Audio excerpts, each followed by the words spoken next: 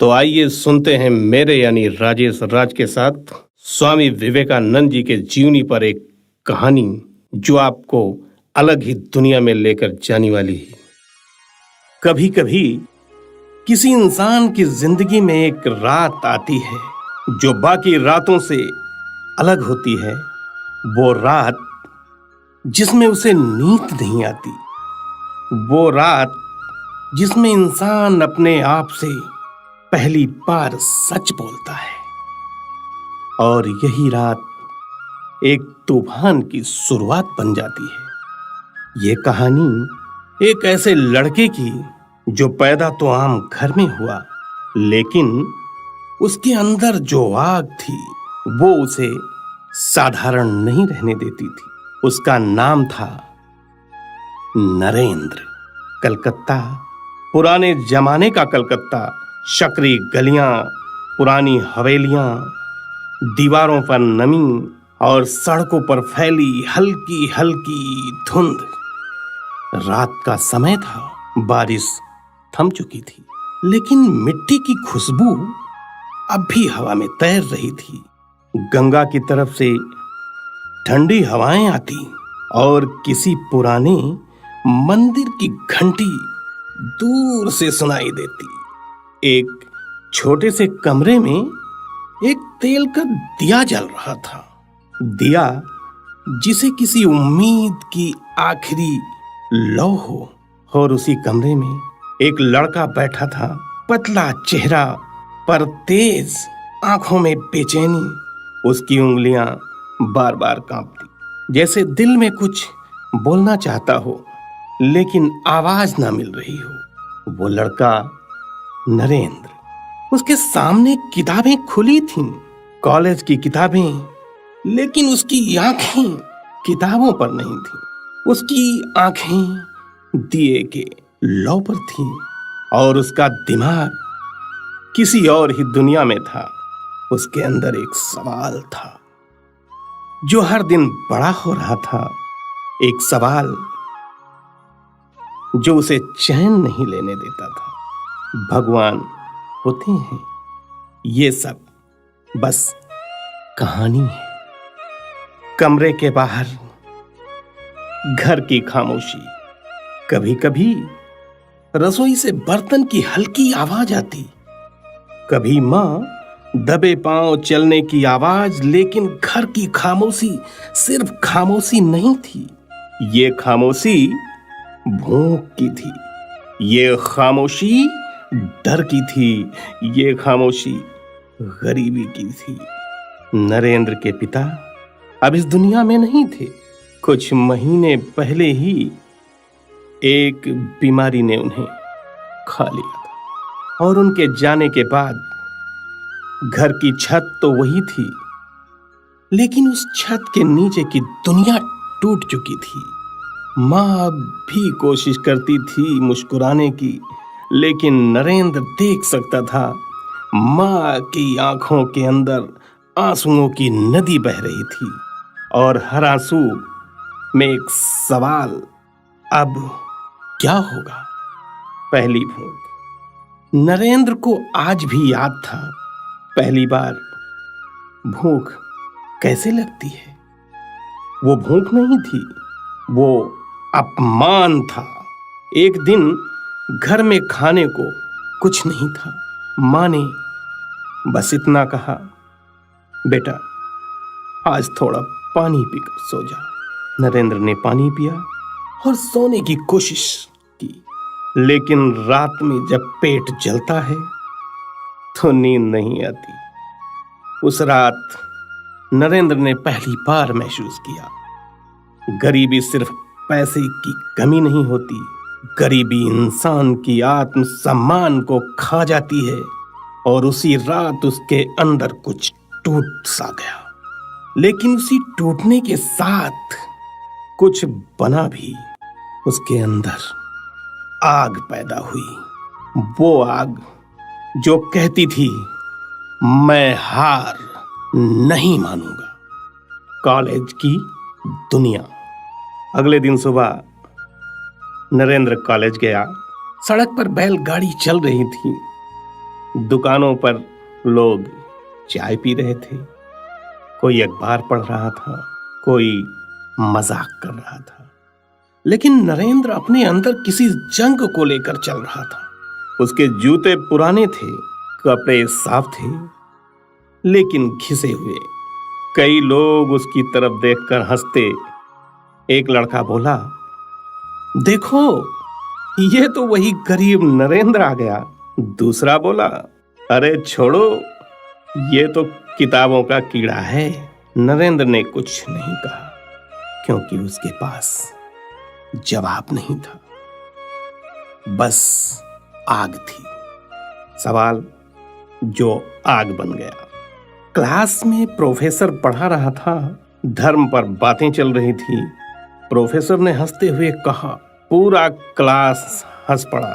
Professor ने हंसते हुए कहा, religion is for weak mind. पूरा क्लास हंस पड़ा, लेकिन नरेंद्र की आंखों में गुस्सा आ गया। उसने खड़े होकर कहा, सर कमजोर दिमाग नहीं होता, कमजोर सोच होती है। क्लास एकदम शांत। प्रोफेसर ने पूछा, तो तुम मानते हो भगवान होते हैं? नरेंद्र ने बिना डरे कहा, मैं मानना चाहता हूं लेकिन मैं झूठ नहीं बोल सकता। मैंने भगवान को देखा नहीं है। प्रोफेसर ने ताना मारा, तो फिर तुम्हारा धर्म किस काम का? नरेंद्र की आवाज भारी हो गई और इसी सवाल ने मुझे पागल कर दिया सर। माँ का दर्द। शाम को नरेंद्र घर लौटा। घर में एक छोटा सा दीपक जल रहा था। माँ बैठी थी। माँ के सामने कुछ कागज पड़े थे कर्ज के। माँ ने नरेंद्र को देखा और जल्दी से आंसू पोंछ लिए, लेकिन नरेंद्र समझ गया माँ रो रही थी। माँ बोली, बेटा लोग दरवाजे पर आकर पैसे मांगते हैं, मैं कहती हूं अभी नहीं है। वो कहते हैं फिर कब होगा? नरेंद्र चुप रहा। माँ ने कहा, बेटा तू पढ़ाई कर, मैं चाहती हूं तू बड़ा आदमी बने, लेकिन कभी कभी मुझे डर लगता है कहीं हम भूख से न मर जाएं। नरेंद्र ने माँ का हाथ पकड़ लिया। उसके हाथ कांप रहे थे। माँ, मैं वादा करता हूं मैं इस घर को फिर से खड़ा करूंगा और ऐसा आदमी बनूंगा जिसका नाम लोग याद रखेंगे। माँ ने बस इतना कहा और भगवान नरेंद्र की आंखें भर आई। माँ, अगर भगवान होते हैं तो मैं उन्हें जरूर ढूंढूंगा। भगवान की तलाश। नरेंद्र ने तय कर लिया, अब वो सिर्फ पढ़ाई नहीं करेगा, अब वो सच खोजेगा। और वो अलग अलग साधुओं के पास गया, पंडितों के पास गया, योगियों के पास गया। हर कोई कहता है भगवान है, लेकिन जब नरेंद्र पूछता क्या आपने उन्हें देखा है, तो सब चुप हो जाते। कोई कहता श्रद्धा रखो, कोई कहता ध्यान करो, कोई कहता मंत्र जप करो, लेकिन नरेंद्र का दिमाग एक ही बात कहता, मैं अंधविश्वास नहीं करूंगा। उसकी तलाश बढ़ती गई और उसके साथ साथ उसका अकेलापन भी बढ़ता गया। एक दिन वो एक बूढ़े साधु से मिला। साधु की दाढ़ी सफेद थी, आंखों में अजीब चमक थी। नरेंद्र ने पूछा, आपने भगवान को देखा है? साधु ने उसे ऊपर से नीचे तक देखा और बोला, कलकत्ता में बहुत लोग हैं जो भगवान पर बोलते हैं, लेकिन अगर तुझे सच चाहिए तो दक्षिणेश्वर जा। नरेंद्र ने पूछा, वहां कौन है? साधु ने बस एक नाम लिया, राम कृष्ण परमहंस। नाम सुनते ही नरेंद्र के अंदर कुछ हिल गया, जैसे किसी ने दिल के अंदर की घंटी बजा दी हो। दक्षिणेश्वर की तरफ अगली सुबह नरेंद्र जल्दी उठ गया। सड़क पर हल्का कोहरा था, गंगा के पास ठंडी हवाएं थीं। वो पैदल चला। चलते चलते उसका दिल तेज धड़कने लगा। उसको पता नहीं था वो किससे मिलने जा रहा है, लेकिन उसे लग रहा था वो किसी ऐसे इंसान से मिलने जा रहा है जो उसकी जिंदगी बदल देगा। गंगा के किनारे एक बड़ा मंदिर था, दक्षिणेश्वर काली मंदिर।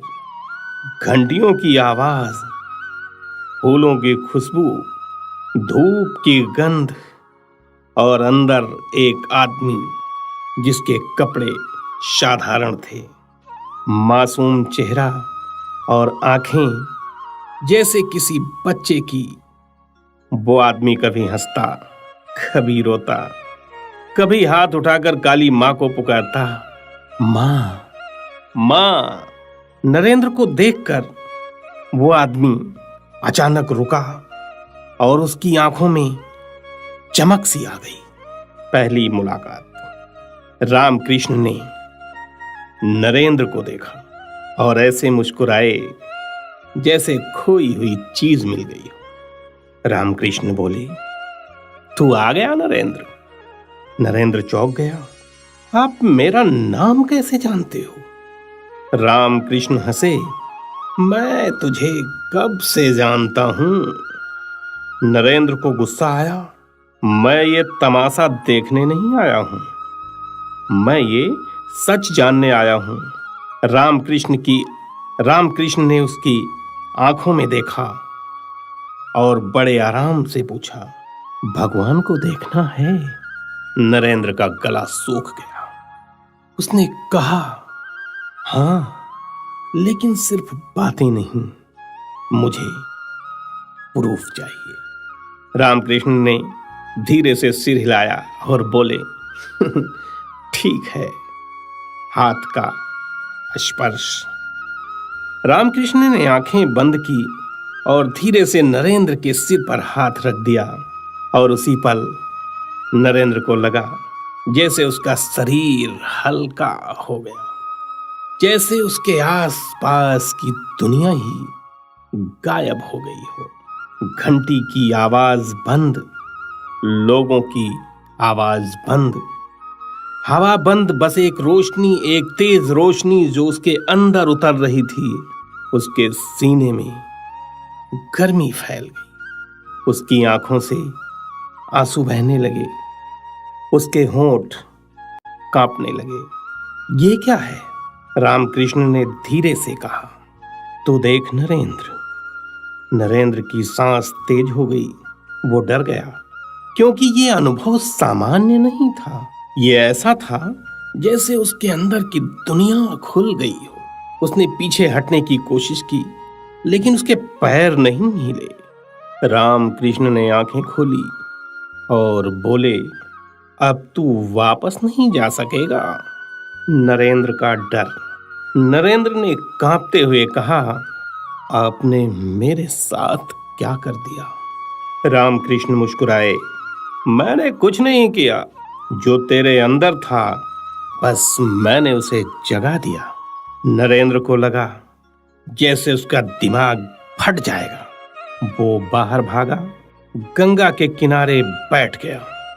ठंडी हवा थी, लेकिन उसके अंदर की आग थी। उसके अंदर का सवाल, क्या ये सच है या कोई जादू? वापसी और बेचैनी। नरेंद्र घर लौटा। रात हो चुकी थी, मां सो रही थी, घर में सन्नाटा था, लेकिन नरेंद्र के अंदर सन्नाटा नहीं था। उसके अंदर तूफान था।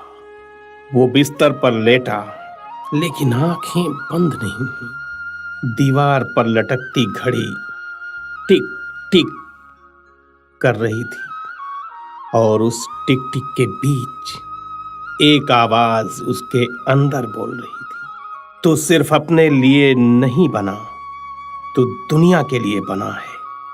नरेंद्र उठकर बैठ गया। उसका माथा पसीने से भीग गया। उसने पानी पिए, फिर भी प्यास नहीं बुझी। ये प्यास पानी की नहीं थी, ये प्यास सच की थी। आखिरी लाइन। सुबह होते ही नरेंद्र उठ गया। उसने मां को देखा। मां अभी सो रही थी। उसने मां के पैरों को छुआ और धीरे से कहा, मां, मैं सच ढूंढने जा रहा हूं। वो घर से बाहर निकला। सूरज निकल रहा था। कलकत्ता की गलियां जाग रही थीं और नरेंद्र फिर से दक्षिणेश्वर की तरफ चल पड़ा। लेकिन इस बार वो एक छात्र नहीं था, वो एक आग था, एक तूफान था।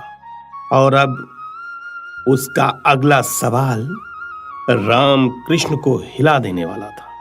नरेंद्र ने मन ही मन में कहा, अगर भगवान सच में है तो मैं उन्हें आज मजबूर कर दूंगा कि वो आज मेरे सामने आए। और जैसे ही वो मंदिर के गेट पर पहुंचा, घंटी बजने लगी और अंदर से वही आवाज आई, नरेंद्र, नरेंद्र, आज तू टूटेगा। धन्यवाद। तो अभी आप लोगों को ये हमारी खास स्टोरी स्वामी विवेकानंद पर कैसी लगी, आप लोग कमेंट्स करके जरूर बताइए और बने रहिए हमारे चैनल के साथ। आगे अभी बहुत कुछ बाकी है।